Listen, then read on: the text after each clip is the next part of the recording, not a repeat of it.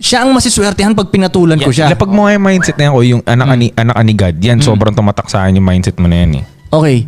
The way ko tingnan kasi to, ako talaga, ewan ko nagagalit nga yung mga tao pag sinasabi kong sa tingin ko anak ako ni God. So ano ba, hindi ka anak ni God? Anak ka ni Nino? O pag sinabi mong hindi ako anak ni God, so matutuwa na kayo nun? Oo, di ba? Para sa akin naman, lahat talaga tayo anak ni God. Ginawa na tayo mga lalaki, lahat tayo anak ni God. Hindi lang lahat nagpapakaanak ni God. Yun nga, kaya nga siya may paborito eh. Yung mga paborito niya, yun yung mga umaasa talagang anak niya.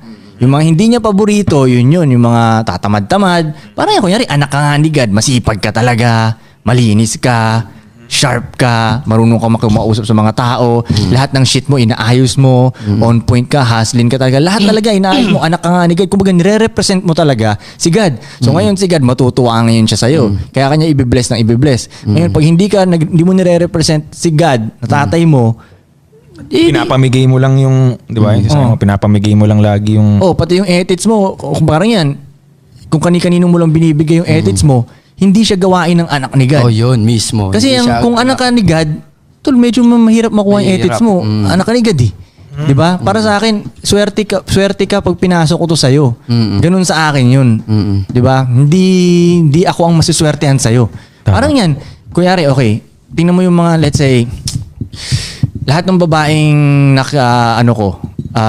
dumaan sa buhay ko. Ako ba naswertehan sa kanila o sila talaga ang naswertehan dahil may history kami? Ano ba pagmamalaki ko ngayon sa kanila? May belt ko ba? Hindi. Ako na nga yung pinaka-kwento nila, pinakamagandang kwentong dumating sa kanila. Minsan nakakalimutan rin ng ibang lalaki yun, tol. Ng ibang malulupit na lalaki. Yun. Tol, ang dami kong nakikilalang successful naman na lalaki. Ginawa nila lahat ng shit nila, nakakalimutan nila yun. Sa tingin nila, sila pa ang naswertehan dahil dumating tong babae. Hindi sila yung swerte. Oo. Hindi nila nakikita na, tol, yung babae yung swerte sa'yo. Pag pinatulan mo yun, gaganda buhay ng babaeng to. Malalagay siya sa tama. Plus, kumbaga pag ipopost kayo sa Instagram, kumbaga mas swerte talaga tignan yung babae dahil ikaw yung high value sa equation na to eh. Diba? Minsan nakakalimutan ng mga nakikilala ko, nakakalimutan talaga. Tol, napaka-big deal para sa akin na ibigay mo yung sarili mo sa babae. Kasi para sa akin, every time na pumipili ka ng babae na makasama, makasex, maka-live-in o whatever, kahit lumabas lang kayo ng mall kumain, inaalay mo yung buhay mo sa kanya as a man. Why? Pag mayroong threat na lumapit sa inyo o makain kayo sa restaurant, whatever, kikidnapin yung babae mo, anong gagawin mo? Papanoorin mo o papalag ka? Kahit may baril yun, papanoorin mo lang o papalag ka pa rin? Papalag ka eh. Kahit 2 weeks mo palang dinidate yan eh. Di ba? Kahit paano may ganun kang instinct na as a man, kailangan mong i-save tong babaeng to. Tapos kung sino-sino lang ginaganon mo, paano kung wala naman pala siyang ino-offer na value para sa'yo? Ikaw, unang-una, buong buhay mo na agad yung ino-offer mo sa kanya. Kasi ikaw ngayon magtatanggol sa kanya eh. So basically, kahit sino kasamang babae as of the moment, nakatali yung buhay niya sa'yo. Yung safety niya nakatali sa'yo, survival niya nakatali sa'yo as of the moment. Kung magkaroon ng sunog, anong gagawin ng babaeng una? Titingin sa lalaking kasama niya. Ang gagawin natin. Di ba? Ano ang gagawin natin? Yun ang tatanungin niya, di ba? Bihira naman yung babaeng, kuha ng fire extinguisher. Hindi! Nasaan? Anong gagawin ko? Masusunog na tayo. Di ba? So, ganun ko kabigat tignan yung bibigay mo yung sarili mo sa babae. So, kaya kailangan, bigyan mo talaga ng importansya muna. Ano muna ba ang binibigay niyang value sa buhay mo bago mo i-exchange yung sarili mo sa kanya? Kasi sino ba talaga ang nakikisali sa buhay nino? Ikaw ba yung sumasali sa buhay ng babae o baliktad? Yung babae naman talaga yung sumasali na buhay sa'yo kung naset up mo ng tama yung buhay mo eh. At yun ang tama talaga. Yun yung babae talaga ang pupunta sa mundo mo. Exactly. Mali naman yun kung ikaw Ano, queendom? iikat ko sa mundo ng babae. Kaya nga kingdom. Mali yun eh. Pumasok ka sa amazing na mundo ko. Kaya nga mas maganda, gawin mo amazing talaga yung life mo. Meron kang, kumbaga meron kang G lifestyle. Diba? O ikaw ang umikot dito dahil mas malupit yung lifestyle ko eh. Diba? Alam mo nang bumaba ako sa lifestyle mo. Diba? Kaya tama yung sinasabi mo yun about sa protection. Kasi kaya ganun, mamimili talaga ako ng babaeng papatulan ko ngayon dahil tayo na poprotektahan kita eh. Tsaka ang laki ng possibility na mabuntis mo siya eh. Yes. Napakalaking posibilidad nun eh, di ba? Mabutas yung condom mo. Damn, may mga bisita tayong mga taga-Etivac dito, pre. Nandito ang Dirty Shop crew. Shout out sa Shoutouts. Dirty Shop. Tignan niya yung damit ni HG kasi pre. HD. So, yun Alright, yun. Asa ba tayo napunta doon? Yun, mamimili ka ng mamimili. Yun, kaya maarte. Tayo dapat sa pagpili. Oh, dapat maging maarte kayo sa babae. Yung iba kasi, I'm simple man. I see tits. Oh. I marry you. Ako kasi tol, para sa akin tol kasi yung iba kasi, ang mentality nila, hindi, bebangin na yan. May mga nakakausap akong gano'n. Hindi, bebembangin ko yan. Bebembangin ko yan. Kahit sino talaga, bebembangin ko yan. Para sa akin tol, tangina, kumbaga para sa akin tol tol. Parang may mali ko eh. Saan sila lahat La Hindi tol Quickie. Hindi tol, eto Okay, kay Kika. Yung way ni Kika, Yes, sir. trabaho, the way siya bumembang is trabaho eh. Kaya siya Cardio yun, ganito, hindi, ganito yun eh. Yung mga ibang kilala kong ganyan eh, bebembang sila ng babae para makahanap sila ng maayos na babae na pwede nilang ilagay sa team nila. Yung iba kasi ang gusto lang nila magpalabas lang. Wala na, tas yun na yun. Hindi. We're not the same, bro. May mga kilala talaga ako na trabaho nilang bumembang talaga ng babae. Ako naman, ang way ko, kasi kung isipin mo, bebembang ka ng babae, mga 4 hours yung i-spend mo. Lalaan 6 mo ng hours oras pa dun, kasama tol. pa yung mga biyahe. Yes, sir. Kwentuhan pa kayo, mga ganong shit. Maraming time kukuhain nun ko eh. So kung mag-i-spend ako ng 6 hours dito, dapat yung may mapapala yung team ko ngayon nito. Diba kasi 6 hours to eh. Matitikman niya yung glorious cock ko, tapos wala Totoo, wala akong makukuha pabalik. Oh, kaya mapili talaga ako. Ewan ko lang kung magigets nila ako Pero hindi lang ako mag-gets, di ba? Asa sana makarating kayo sa gantong sa gantong level ba? Yes, sir. Nang magigets nyo tuloy ba na kasi malamang yung iba hindi nila magigets na mamimili ako? Hindi, papatusin ko lahat yan. Sarap-sarap niyan eh. Hindi mo kasi nagigets na Let's go. Oh, hindi pa kasi sila nakakaranas na talagang maraming nagdi-DM sa kanila, na maraming nagpapapansin sa inyo. Ngayon magiging mapili ka talaga. Kaya nga sa tingin nila, yung mga talagang playboy na sa tingin nila, lahat yung pinapatos nila. Hindi Yung mga talagang maraming chicks na lalaki, maarte talaga yun sila. Ang dami nilang options na eh. Di ba? Maarte yun sila. Yan sa tingin ng mga tao, sa tingin nila, siguro lahat, pinapatulang ko lahat ng babae. Sino yung artista ko yung not 24 lang pa babae yung dinidate niya? Si Leonardo DiCaprio, 25 years old lang lahat ng Ayun, parang girlfriend niya. mapili yun. Sobra, di ba? Oo. Sipin mo, ilang taon na siya. Ilang taon na, di ba? Oo, ma-artist talaga Maarte siya. na ganun. agad siya. Kasi marami siyang option tol. Tol, hindi ka lang naman maarte sa babae pag wala ka talagang options, pag uhaw ka talaga. Kaya kung sino-sino pinapatulan nyo. Kaya nga yung ibang mga nasa relationship dyan, yung mga girlfriend, grabe sila ka selosa kasi alam nila, yung lalaki nila madaling madagit talaga eh. Oo, totoo. Di ba? Totoo. Yun naman talaga yun eh. Kaya pag alam ng mga babae mo na ito si daddy, hindi madaling madagi to kasi kami nga nahirapan kami pumasok dito eh. Goods lang yan. Ngayon, pag meron namang pinatulan si daddy, malamang deserve ng babae yan. Positive ba? Or tinatry niyang magkaroon ng bagong team member kami dito. Basta ganun. Hindi nyo magigets. Basta ayaan nyo na. Hindi mo na kailangan explain ko eh. Yeah, yun na yun. Good night. Best life decision so far. Dang! Kay Kika magsimula. Ikaw, wala lang. life decision so far. So far ako So far, na nangyari na, no? Life decision Magdagdag ng babae ko eh. Best life decision. Mas mabilis ang buhay pag marami kayo. Okay. Teamwork makes the dream work. Yeah. Jong, ikaw. Sa akin, so far, lang siya ko. Yung bumukod talaga ako, yung lumipat na ako. Tama. Best life decision. Na matagal ko na sinasabi sa'yo. Matagal na sinasabi ni Kuy. Sabihin mo na lang na tama ako. Tama ka, Kuy. Ako never akong tumanggi kay Kuy Kuy. Double handshake pa yun. Left and right. Never akong Kuy, kasi pagkaliwa, mali eh. Kasi pang mo ng tayo ito eh. Shit yun eh. Talk shit yun. Talk shit yun, Kuy, pagkaliwa eh. Kaya pala ka na. Okay. Dito, Pip. Siguro yung nagkasundo kami ni Koy. Sige. Sabi mo na naman, tama siya. Tama ka, Koy. Trasin Koy. Tasin ko eh. Best life decision so far. Tingin ko sumama si Jet. La Union represent. Nung sumama ako dito talaga na in-invite ako ni Koy Koy dito sa podcast na to. Dahil uwi ulit ako bukas. Best life decision Lalayo today. ka na ulit. Today lang pala. Today. Ang So point far, niya ikaw today. eh. So far. Okay. Mel, best life decision. Trust on game, tas trust on Koy, tas makinig ka lang. Okay. Yan. Alright. Yeah. Best life decision ever. Nag-rap ako! Nag-rap. God damn! Bakit, tol? Pinahirapan ka na pinahirapan ng rap music. Unang-una, hindi ako nagtrabaho. Tama na agad yun. Sinunod ko yung, alam ko na yung gagawin ko. Rapper talaga ako. Tsaka nung talaga, isa sa pinaka nagpamukha sa akin noon, nabuti nag-rap ako nung nakulong ako. Kasi, pagpasok ko sa kulungan, dahil rapper ako, VIP ako, isipin mo pag nobody ako, kawawa ako sa loob. Dahil 2 joints ka, no? Yeah, Totoo. yun. Siya muna. Di ko tinigilan tong hustle ko. Basically, yun talaga.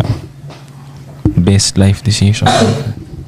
Kasi, Kahit lahat ng dahilan pwedeng itigil ko siya, maraming dahilan din. Di ko tinigil. pero minsan magpapaganon ka na. Minsan naka-question mo. May ganun ka ba? Na, Nakaka-question mo. Kumbaga, chill out ko ba? Itigil ko ba to? Ganun. Wala ka bang ganun? wala na. Wala. Kahit dati? Dati, syempre, meron. Meron. Pero, ito hindi na. Ano nga ba yung akin? Akin at best life decision ko, tol, is yung bumalik ako, ito talaga, totoo to. Yung nagpaka-bad boy ulit ako. Yun yung best life decision ko. Kasi, may part kasi na nagpaka-good boy ako eh. Pinanganak naman talaga akong bad boy eh. Alam mo yun? Yeah. Hindi ako bad boy na katulad na parang Pagka-bad boy ni Pudong. basagulero. Hindi ako ganun. Alam mo yun, nerdy pa rin. Nerdy pa rin ako nung bata ako. Pero hindi ako yung good boy na sumusunod sa lahat. Kumbaga wala akong sinusunod dati.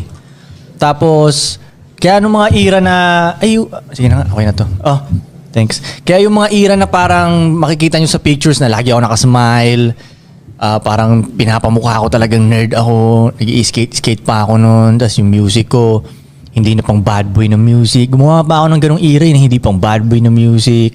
Basta mabait, ganun. Tinatry kong magustuhan ng mga tao ngayon, ganun. Nangyari yun kasi... Ayun na, naalala ko yun, pre.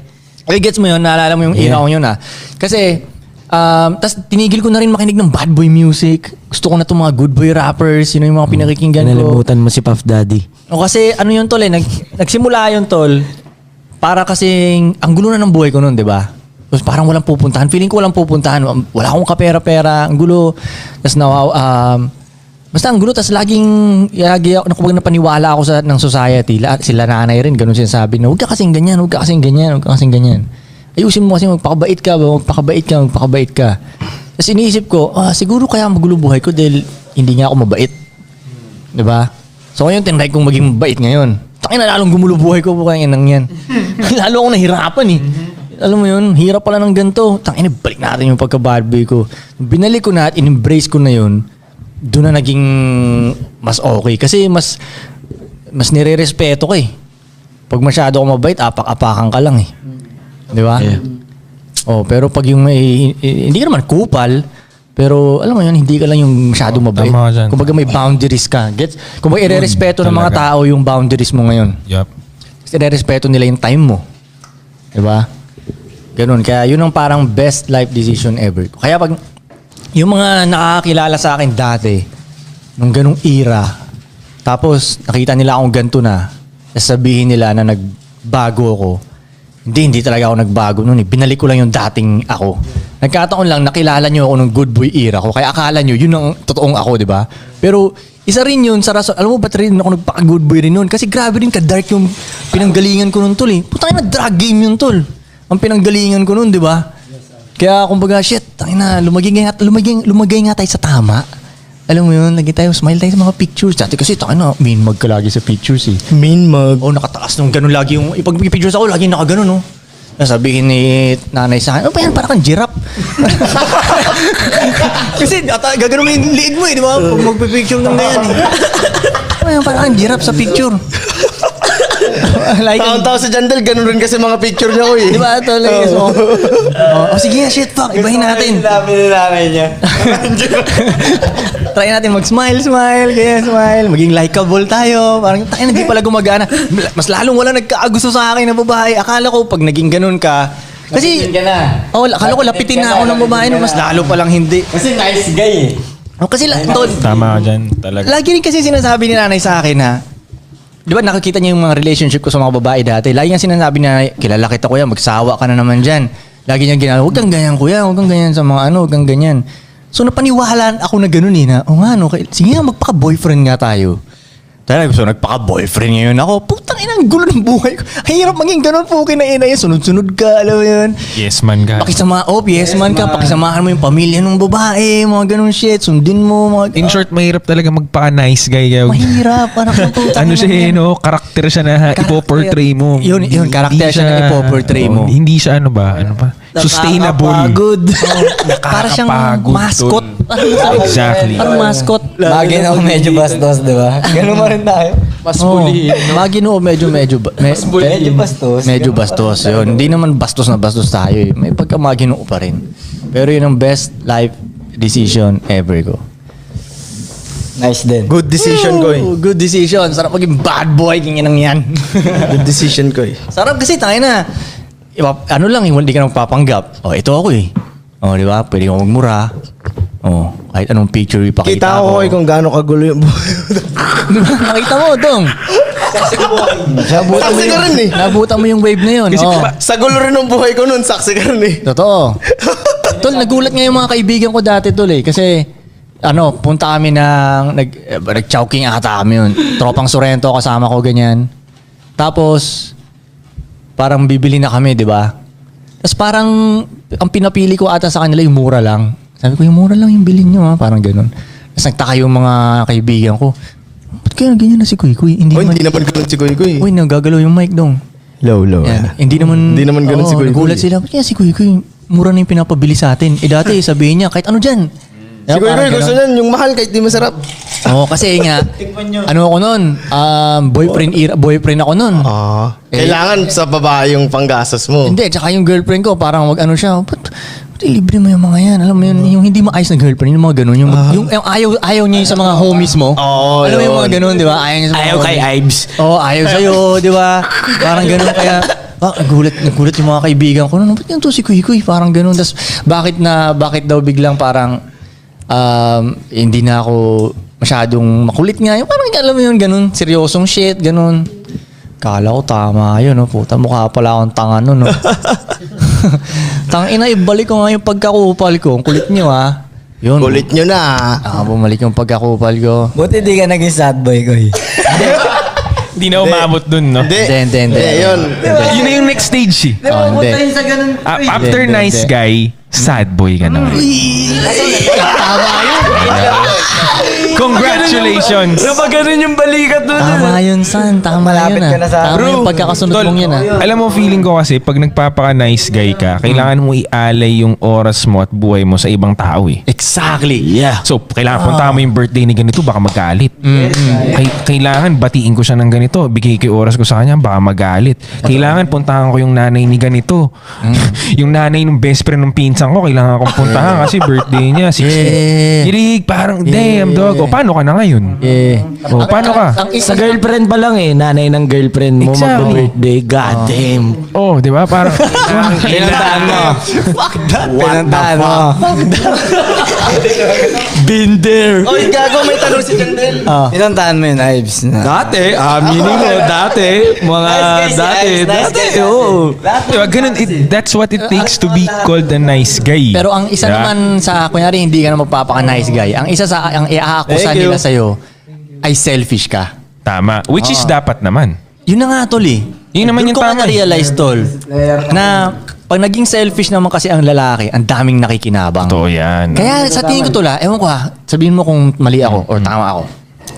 Pag nagpaka-selfish ang lalaki, dahil meron tayong nature Na ang nature ng lalaki Kalitol is gumawa ng kingdom eh. Tama. Something empire. Parang nasa DNA natin yun ng pagiging lalaki lang ba? Yep. Kaya nga yung iba gagawa ng gang, gagawa ng crew. Iba yung iba naman mas malakihan na talagang empire, country na ganun. Nasa nature natin siya. So ngayon, para magawa mo yun, kailangan mo maging selfish ngayon. Ngayon, pag naging selfish, pag naging ganun ka, gumawa ka ng empire mo, ibig sabihin, ang daming trabaho magagawa, ang daming Totoo yan. makikinabang. Dahil makikinabang. So, pag nagpaka-selfish nga ang lalaki, may mga nakikinabang. Yep. Di ba? Pag ang Ayun, babae nagpaka-selfish, Parang siya lang nakikinabang. Oo. Siya lang makikinabang. Parang para sa Ganun nga kanya yun. masyado eh. Parang ganun, so di ba? sa babae, advantageous maging nice woman. Talaga. Dun sa guy mo. Talaga? Pero ang lalaki, hindi advantage magpaka-nice guy. Dapat you'll be a real one. Hindi Yeah. nice guy. Real Be a one. Real one. Real one. Diba? Tunay. Tanggapin mo na ito ang lifestyle ng isang lalaki. Yeah.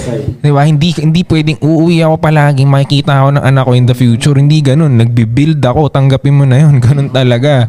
Hindi ako yung magpapalit ng diaper gabi-gabi. Hindi. Nagbibuild ako ng shit eh. Para may makain kang mas masarap, mas may freedom ka, mas may maituro ako sa'yo, marami ako experience na ma-acquire, ituturo ko sa'yo. Yun ang purpose ko. Mas higher purpose siya. Kailangan usually mag-isa. Kaya mo ba maggumawa ng plano ng empire mo habang nasa party ka nung lola ng best friend ng pinsa mo? Oo. Di ba? Paano magagawin yung shit mo nun? Nice ka, kaya kailangan pumunta ka dun. Oh, di ba? Oh, nice ka. Hindi mo kaya nga hindi sustainable maging nice. Hindi. Kung normal ka lang na tao, pwede naman. Itong usapan na to, hindi to para sa lahat again. Hindi talaga to para sa lahat. Kung lahat Alam ganito mo, hindi, mag-isip, tama, Tol. magkakaproblema tayo. Kailangan rin natin itong mga nice guy na to. Oo naman, may purpose sila. Kaya pumunta doon sa birthday.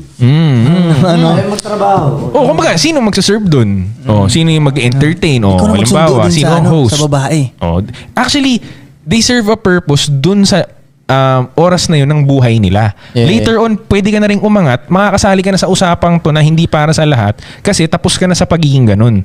Okay. Oh, gets? Bawa, ikaw, hindi ka pa deserve sumali sa usapang ganito kung ganun ka pa katulad ng dati mo. Oh, Yeah. diba? Lahat tayo dumaan dun eh. Yeah. Oh, so, stage by stage lang yan. Hindi to para sa lahat. Pero malay mo, Yeah. mapunta ka dun sa hindi para sa lahat later on. Diba? Life is all about, ano naman eh, Pam, pam, pam, pam! So mga nice guys, kailangan namin kayo.